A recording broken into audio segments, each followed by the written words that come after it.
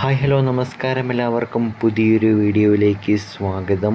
Kerala Blasters FC ഇന്നലെ super കപ്പിൽ നിന്നും പടിയിറങ്ങിയിരിക്കുന്നു.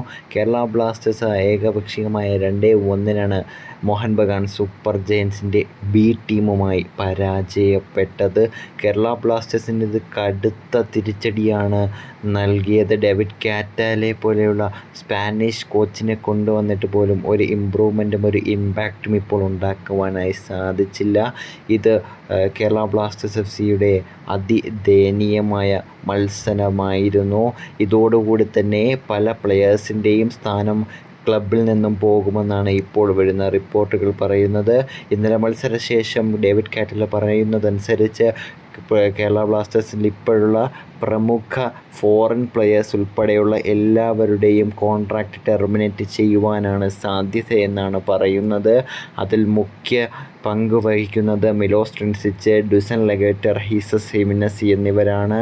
ഇവരെ 3 പേരെയും എന്തായാലും കളയും. കൂടാതെ പെപ്പറയും മാറ്റുവാനാണ് സാധ്യത. ഇങ്ങനെയാണെങ്കിൽ കേരള ബ്ലാസ്റ്റേഴ്സിൽ അടുത്ത സീസണിലേക്ക് പുതിയ ഒരു കേരള ബ്ലാസ്റ്റേഴ്സിനെ നമുക്ക് കാണുവാനായി സാധിക്കും. എൻ്റെ ഒരു ഒപ്പീനിയൻ അനുസരിച്ച് നോവ സദോയെ ഒഴിച്ച് ബാക്കിയുള്ള എല്ലാ 5 ഫോറിൻ പ്ലെയേഴ്സിനെയും മാറ്റുവാനാണ് സാധ്യത. അങ്ങനെയാണെങ്കിൽ ഈ സമ്മറിൽ കേരള ബ്ലാസ്റ്റേഴ്സിൽ കുറേ അഡിഷൻസും അതുപോലെ തന്നെ ടെർമിനേഷനും ഉണ്ടാവാനാണ് സാധ്യത.